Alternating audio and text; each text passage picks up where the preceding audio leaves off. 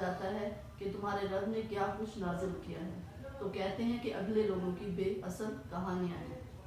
جو لوگ مانتے نہیں تھے کہ قرآن پاک نبی کریم صلی اللہ علیہ وسلم پر بذریعہ وحی نازل ہوا ہے، اور وہ کہتے تھے کہ نبی کریم صلی اللہ علیہ وسلم کا اپنا گھڑا گھڑایا ہے جو بھی ہے، تو اس میں کوئی حیرانگی والی بات تو ہے ہی نہیں۔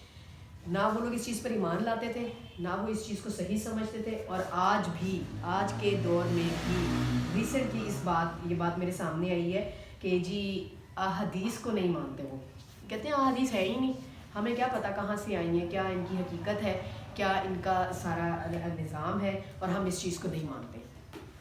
ٹھیک ہے، تو میرا تھوڑا سا ان سے ہو گئی بحث ہوئی، میں نے کہا کہ یہ ایک پوری چین چلتی ہے کہ نبی کریم صلی اللہ علیہ وسلم سے صحابہ کرام نے سنی، پھر اس کے بعد کیا کہتے ہیں تابعین، پھر تبع تابعین، پھر راوی، پھر اس طرح کر کے امام، مطلب یہ ایک پوری چین ہے، تو ہمارے پاس نا آتی ہیں احادیث آتی ہیں۔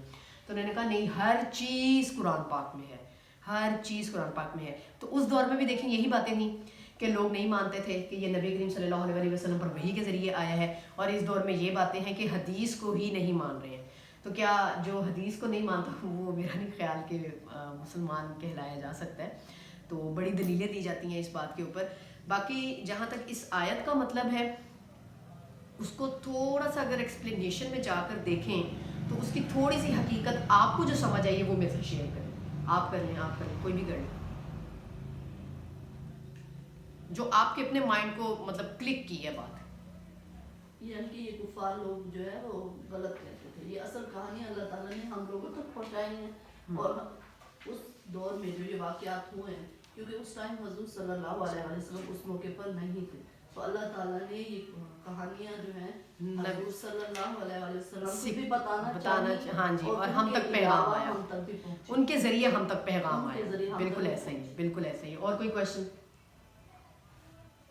کوئی ایک جو آپ لوگوں کو ہو کہ آج کے لیکچر کے حوالے سے آپ لوگ، اور یہ جہاں کہیں پہ بھی آپ کو یہ بات بتائی جائے نا، یا پوچھی جائے کہ جی حدیث ہم تک کیسے آئی، قرآن ہم تک کیسے آیا، تو ان کو پوری ڈیٹیل بتائیں کہ قرآن پاک کا ذمہ اللہ تعالیٰ نے لیا، اور حدیث جو ہے وہ نبی کریم صلی اللہ علیہ وسلم کی قول و فعل ہے، اور اس کو ماننا ہی ماننا ہے، اس کے بغیر ہمارا دین مکمل نہیں ہے، ہم بھی مکمل نہیں ہیں۔ نبی کریم صلی اللہ علیہ وسلم نے، ہم کہتے ہیں نا رول ماڈل، وہ کیسے ہیں رول ماڈل؟ انہوں نے عمل کر کے دکھایا تو ہمیں پتہ چلا ہے نا، تو ان کا عمل بھی اللہ کے مطابق تھا، اللہ کے مطابق تھا، ٹھیک ہو گیا۔ تو نبی کریم صلی اللہ علیہ وسلم اگر ہوتے، جیسے یہ قرآن پاک آیا ہے، ٹھیک ہے، نبی پاک صلی اللہ علیہ وسلم سب کو بتا دیتے، امپلیمنٹیشن نہ ہوتی تو ہمیں کیسے پتہ چلتا؟ ہمیں نماز کا طریقہ کیسے پتہ چلتا؟ ہمیں نماز پڑھنے کا کہا گیا ہے، اوقات کا بتایا گیا ہے قرآن پاک میں، لیکن طریقہ کیسے بتایا؟ کس نے بتایا؟ نبی پاک صلی اللہ علیہ وسلم نے بتایا، صلو کما رأیتمونی اصلی، ٹھیک ہے۔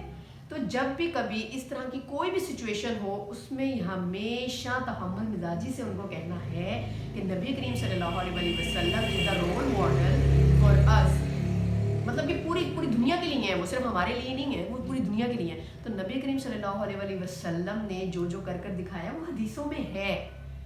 اب آپ نہ مانے، دیکھیں حضرت امام بخاری کے بارے میں بہت سارے لوگ عجیب باتیں کرتے ہیں۔ حضرت امام بخاری جنہوں نے صحیح بخاری لکھی ہے، انہوں نے 40 ایئرس سالن نہیں کھایا تھا، ان کے بارے میں یہ بات بہت جانی مانی ہے۔ اور آپ کیوں؟ ٹائم ویسٹیج کہ بھی میرا ٹائم ویسٹ ہوگا، میں نہیں کرتا یہ کام، میں اللہ اور اس کے دین کے لیے، کیونکہ وہ نابینا پیدا ہوئے تھے، ان کی والدہ نے ان کے لیے دعا کی تھی کہ یا اللہ میرے بیٹے کو بنائی دے، میں اس کو دین کی راہ پر لگاؤں گی۔ تو وہ کون بنے پھر؟ حدیث لکھنے والے، اکٹھی کرنے والے، ہم تک پہنچانے والے۔